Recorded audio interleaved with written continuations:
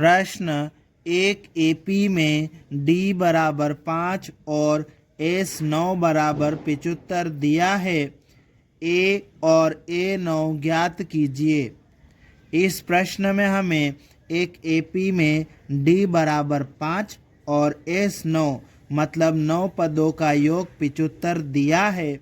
तो हमें दो चीज़ें a मतलब प्रथम पद, a9 मीन्स 9वां पद ज्ञात करना है।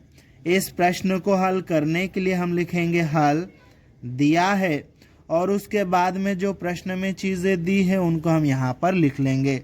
तो d का मान 5 दिया है तो उसको हम लिख लेंगे d बराबर 5 और s 9 बराबर 75 दिया है तो उसको भी लिख लेंगे s 9 बराबर 75। यहाँ sn होता तो n पदों का योग होता और n पदों का योग का सूत्र यहाँ पर लग जाता। तो यहाँ s 9 है मतलब n की जगह 9 है तो n पदों के योग के सूत्र में हम n की जगह पर 9 लिख देंगे। ठीक है, तो ये हो जाएगा n की जगह पर 9/2 कोष्टक के अंदर 2a प्लस n की जगह पर 9 आ जाएगा -1 गुणित d और ये बराबर का चिन्ह और बराबर के उधर 75। अब हम इसको आगे सोल्व कर लेते हैं। तो यहाँ पर क्या करेंगे, हम ये जो 9/2 है ना इसको उधर भेजने वाले हैं। तो देखो यहाँ पर 2 जो है इस पूरे के बटे में है, बराबर के उधर जाएगा तो 75 के साथ में गुणा में चले जाएगा। ठीक, और ये जो 9 जो है ये गुणा में है, बराबर के उधर जाएगा तो 75 के बटे में चले जाएगा। ठीक है, और यहाँ पर ये बाकी चीज़ें रह जाएगी। तो ये क्या आ जाएगा 2a प्लस 9 माइनस 1 कितना हो जाएगा 8 हो जाएगा गुणित d का मान कितना है 5 फिर बराबर का चिन्ह और ये 75 इसके साथ में गुणा में ये 2 आ जाएगा। ठीक है, और बटे में कितना आ जाएगा 9 आ जाएगा। ठीक है, हम इसको आगे सोल्व करेंगे तो ये हो जाएगा 2a प्लस 8 गुणित 5 कितना हो जाएगा ये 40 हो जाएगा, ये बराबर का चिन्ह। ठीक है, अब हम इसको कुछ काट सकते हैं क्या। ठीक है, 3 के पहाड़े से कट जाएगा। 3 के पहाड़े में 7 नहीं आता है, 6 आता है। कितनी बार में 2 बार में 6 आता, 1 बच जाएगा। ठीक है, फिर 3 के पहाड़े में 15 आ जाएगा 5 बार में, तो 25 बार में 75 कट जाएगा 3 के पहाड़े से। ठीक है, और 3 के पहाड़े में ये जो 9 है ये 3 बार में आ जाएगा। ठीक है, तो हमारे पास में ऊपर क्या बचा 25 गुणित 2 तो ये कितना हो जाएगा 50 हो जाएगा। ठीक, और बटे में ये 3 आ जाएगा। ठीक है, अब हम क्या करेंगे ये 2a लिख देंगे बराबर 50/3। 40 इधर प्लस का है, बराबर के उधर भेजेंगे तो माइनस का 40 हो जाएगा। ठीक है, तो ये आ जाएगा 2a बराबर। अब हम क्या करेंगे इस 3 का एलसीएम ले लेंगे। ठीक है, 3 को इस पूरे के बटे में लिख लेंगे।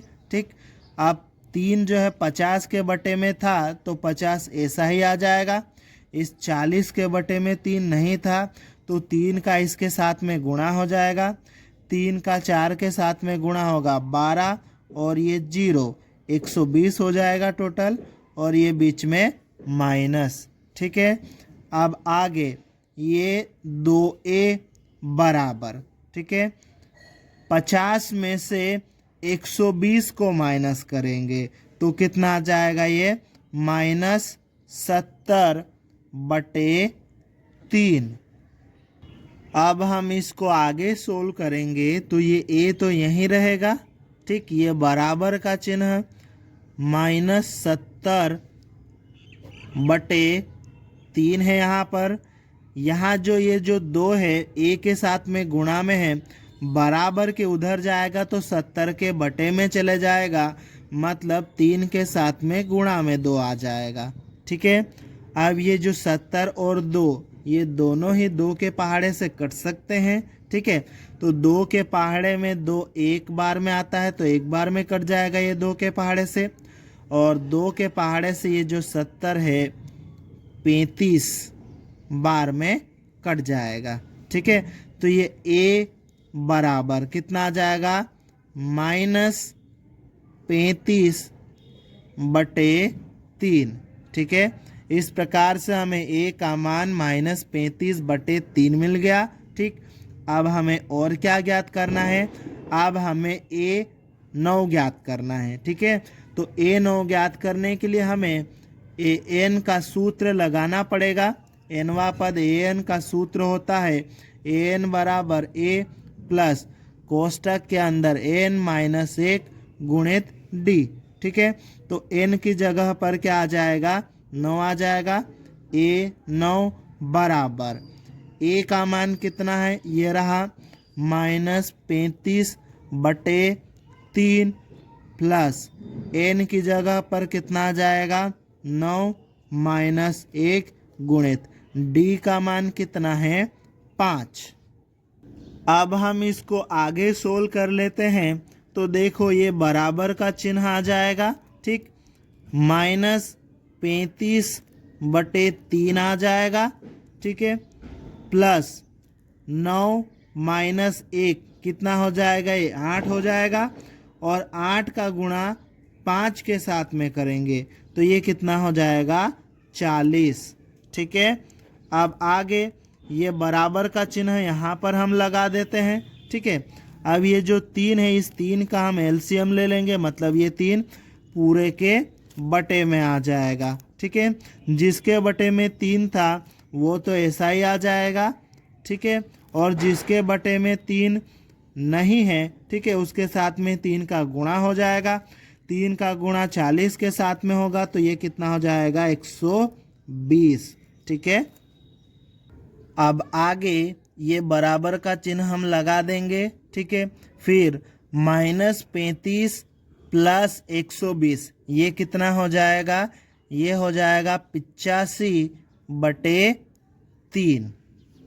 अतः a बराबर -35/3 और a9 बराबर 85/3 होगा, और यही हमारा उत्तर है।